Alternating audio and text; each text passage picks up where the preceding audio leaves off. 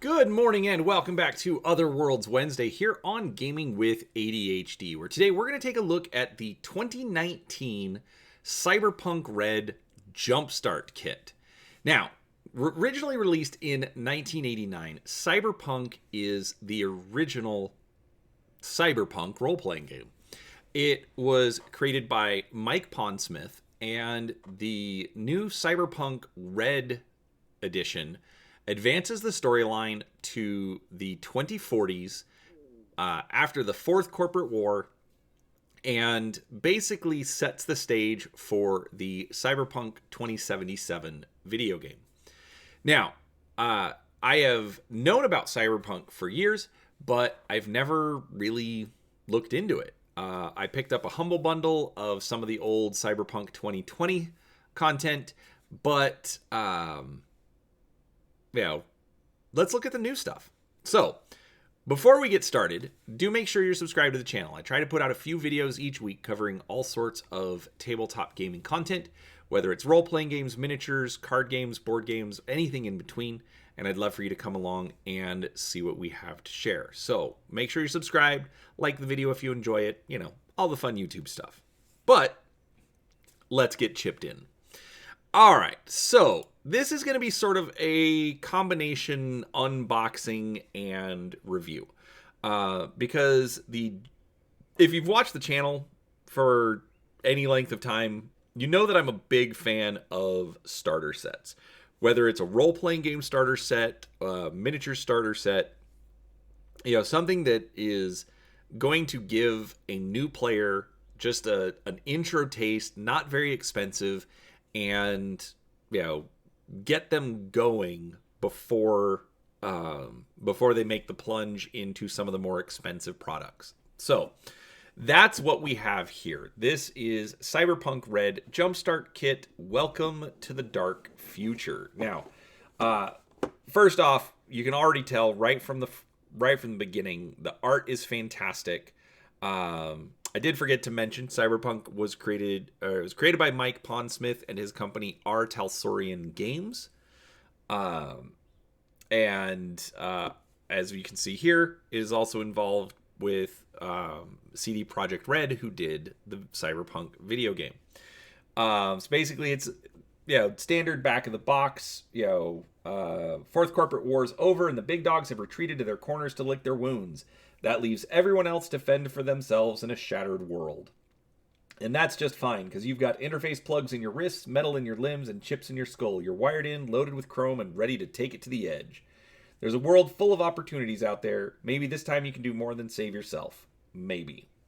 So, then lists out everything we get, and there you go. So, first off, one thing I do want to point out. So this box is going to run you $30, $29.99 as printed on the box. Now, you may be able to find it cheaper. The local store that I picked it up at generally has discounts on their products, and so I was able to get it for a little bit more than $20. So depending on where you go, you'll get your price may vary, but figure you're going to pay around $30. Okay. All right. So when we open it up, all right, the box is a little empty. That's kind of frustrating. I prefer when the box, I realize that there's the level to which it has to be the size so that it fits on the shelf, it fits among other products, things like that. But I'd prefer, that's a lot of dead space. That's more than half the box is dead space. Now, they do give you dice and these clips for figure stands, which we'll look at those. We'll look at those later. These are just, plastic clips. Put your cardboard in it. It's all good.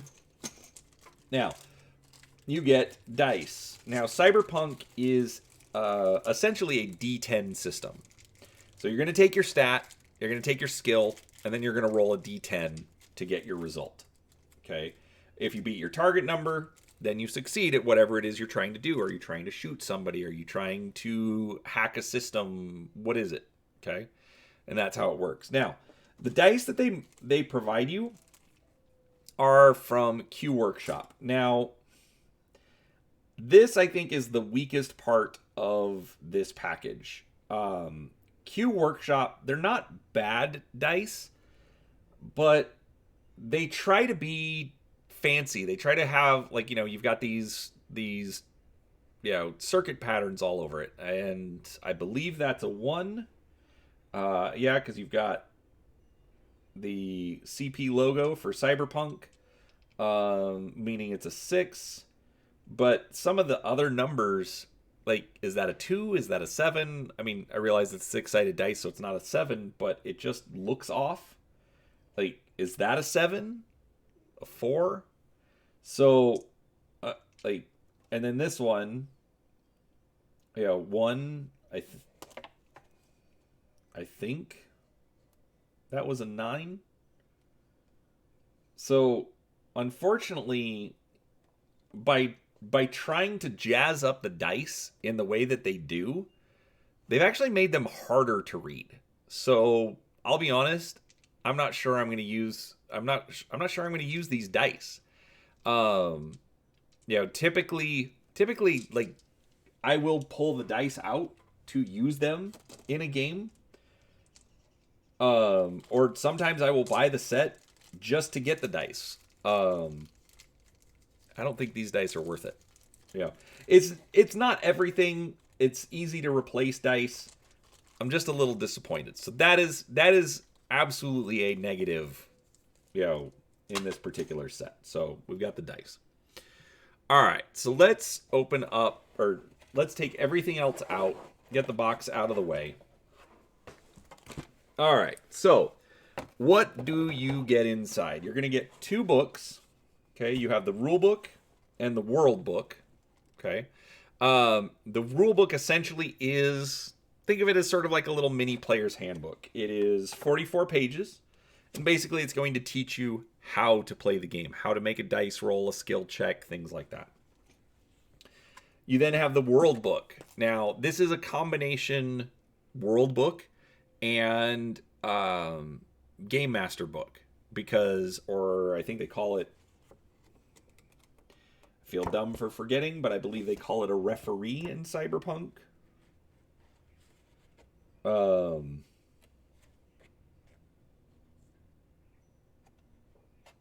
Now I feel dumb for stalling for that. All right, let's back off of that.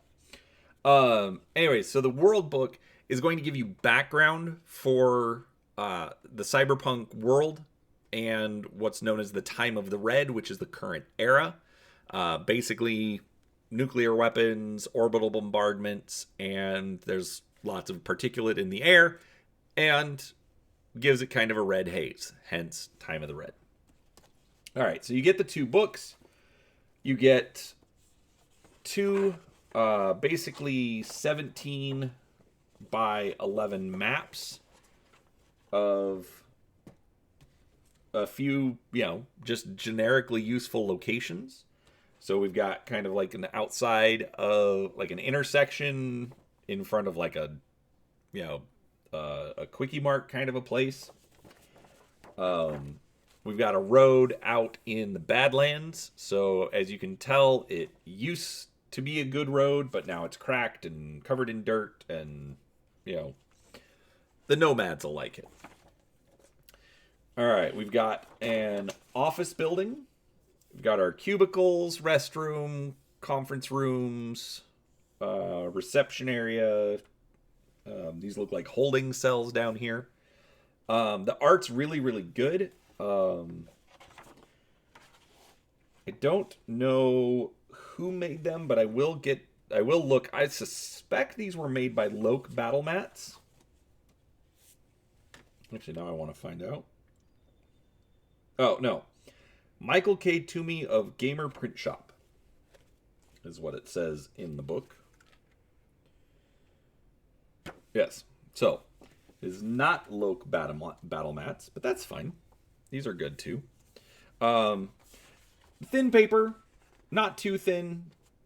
Not great, but not horrible. It's a 1-inch square. It's very similar to what you would find for, like, Dungeons. I mean, it's 1 inch. So, standard D&D type map. So if you have anything like that, you can reuse it. And basically each square is going to represent either 2 meters or 2 yards. Basically, in this game, meters and yards are interchangeable because, let's be honest, in real life, they're only a couple inches apart, which they also say that in the rulebook. So it's not just my line saying it. All right. You then get 6 player characters. Okay, so we've got a nomad. Basically, this is going to be your driver. On the back, you have stats. You can generate your hits, wounded, what your death save is. They also have space for putting in your background, so you can actually create. Essentially, you are going to create a character using this template. Now, a couple things that I do want to point out real quick. So, first off, for their stats, you'll notice that in this first column it says roll. Okay. So grab a D6, roll 1 through 6, boom, you got your stats. So I really, really like how they did this because they're giving you pre-generated characters, but they're not perfectly generated characters. Okay, there's options. If your game master allows, you can go ahead and pick the stat line that you want to use, but they've already generated options for you. So, if you want a nomad with high reflexes, you can have one. If you want one with high luck or will, you can have that. They give you options. They do that on all of the characters. I really, really like that option. They tell you what armor, weapons, cyberware, gear, and basically these are each going to say essentially what it does. So like the Nomad, one of their gear is a ground car, a sedan style ground card, it says. It's a car, duh. With enough room to hold 6 people or 6 player characters. Surprise. And then again, you've got these background motivation. Yeah, so all of these things to fill out your character's personality. We'll get into that more when we actually look at the book. But again, for all of the different character options, so we've got a nomad, we've got a solo, a tech, a netrunner, a fixer, and a rocker boy or girl, whatever. So they're giving, they give you all of the different stat options, just roll a d6 and pick, and then all the background, all of your cyberware and gear. So I love this. It makes this much more replayable, especially if you are going to be the game master and you want to introduce people, frequently. You can run the same adventure, but you can have dramatically different characters every single time because of the way that they've set up these pre-generated characters. And I actually think these are fantastic. All right, so you get 6 of those. You then also have an easy reference sheet. So basically, how are you going to make skill checks? How are you going to make opposed skill checks? Ranged attacks, melee attacks. How to calculate, the hit points. What is your body? Okay, so where do you start? Where are you seriously wounded? What happens to you when you're basically think of this sort of like a GM screen on a piece of paper. Okay. Instead of being it's technically 2 pieces, so you can stand it up if you, maybe not very well. You can make a screen if you really, really need one, but essentially they're giving you everything you need. Modifiers, weapon damage, armor stopping power, cyberware, different abilities. Like this one's just for netrunner, so your netrunner abilities. Let's see. Encounters, so street scum, booster, and private security. So basically the NPCs that you're going to need to go up against. So again, it's just a nice little quick reference that, honestly, it's probably going to be useful for more than just this particular set. Okay? Especially if you're just getting started. All right, and then the last thing we have is the tokens. Now, these are good. I do like these. There are a couple of problems that I have. All right, so first off, they're going to give you 7, I'm calling them minions, okay?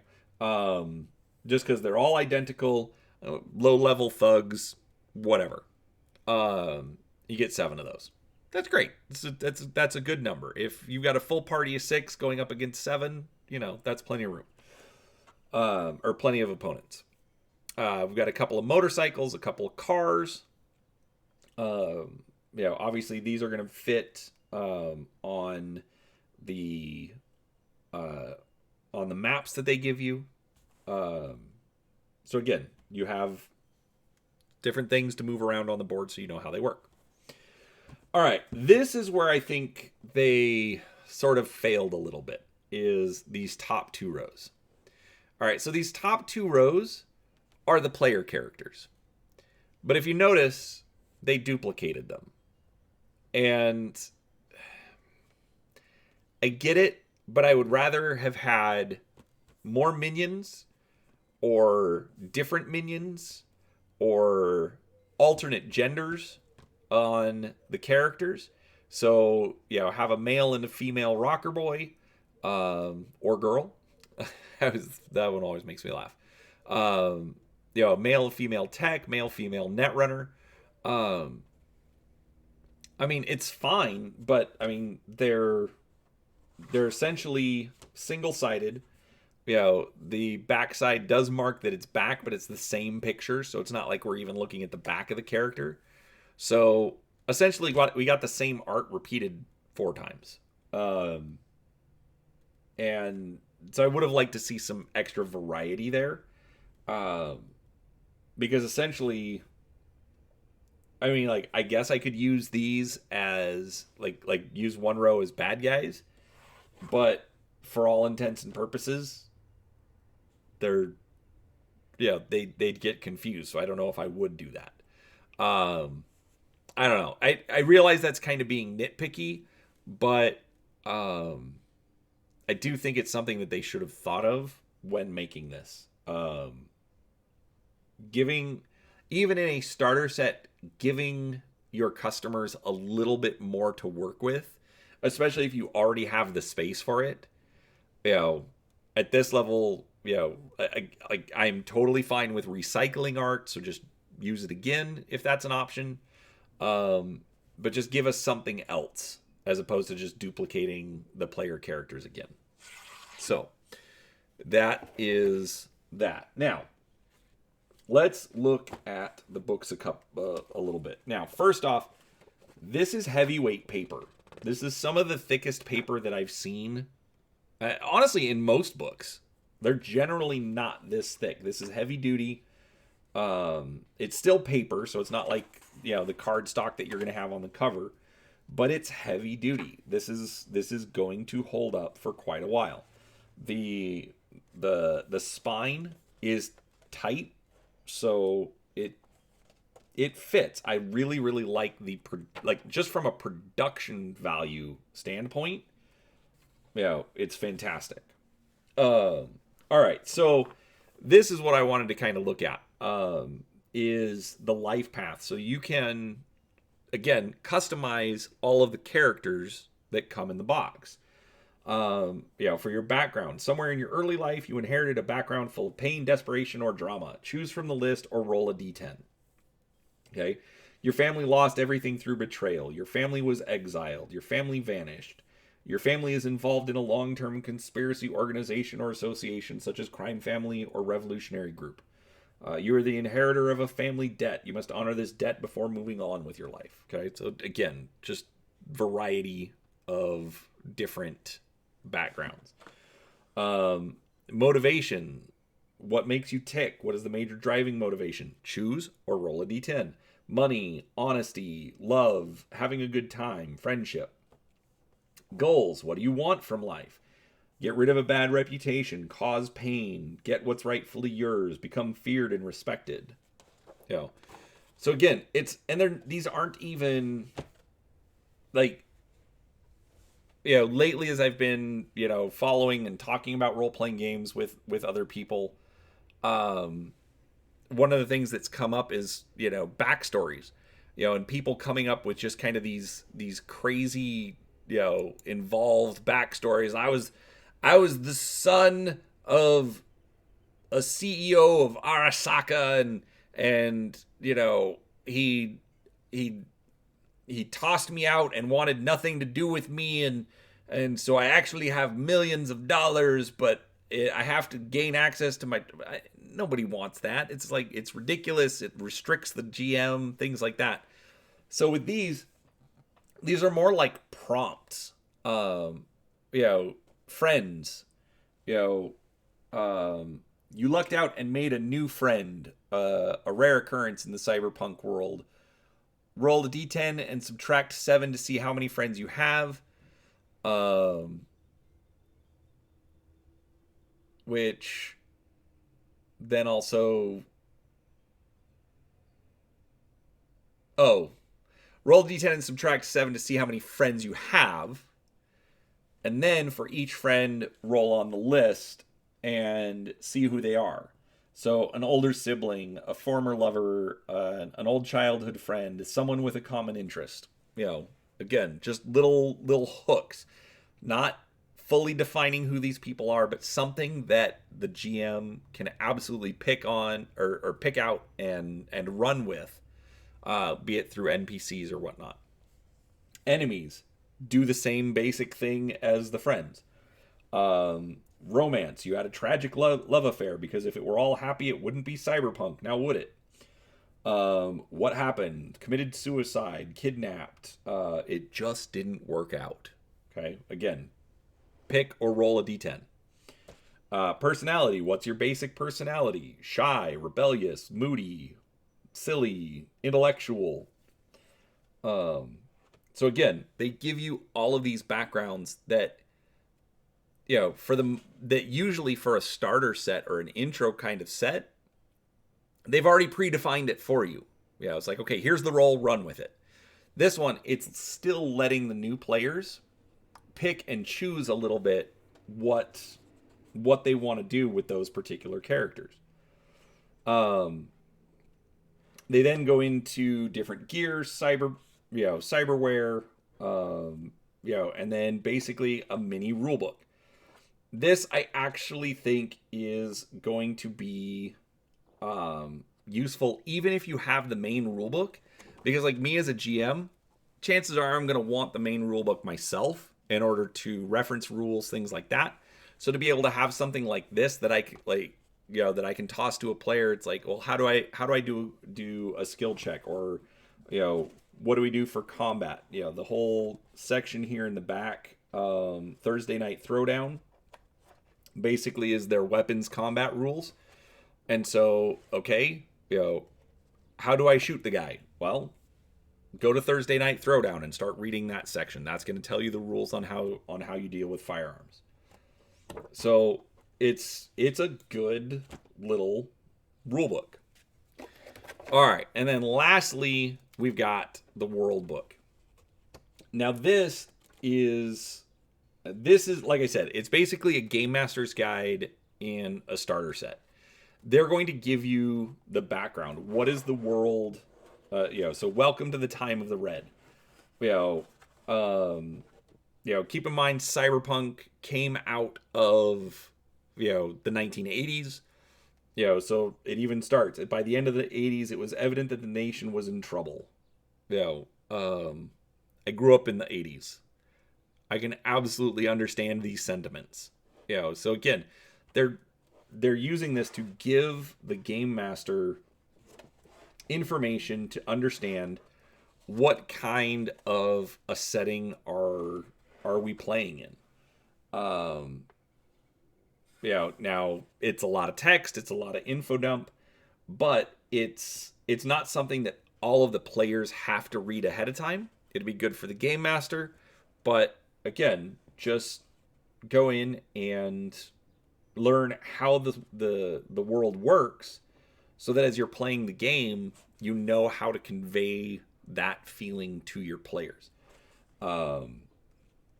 but they give you background on Night City, a little bit about other parts of the world if you want to set things there.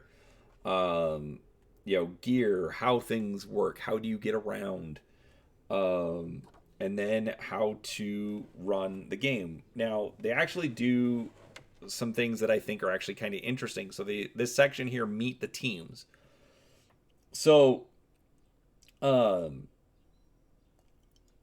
one thing in the other big Cyberpunk game, at least I haven't seen a section talking about what kind of a team to put together. And I actually really, really like this section because, especially for a new group sitting down to play the game, giving everybody an idea of, what they're looking at, what their options are. Neo-corporate teams. So, you actually work for the corporation. A band, so rocker boys and girls, or their, manager, or the tech, or, the security team, whatever. Let's be honest. I mean, the very opening of Cyberpunk 2077, Johnny Silverhand and his band, they were an Edge Runner team.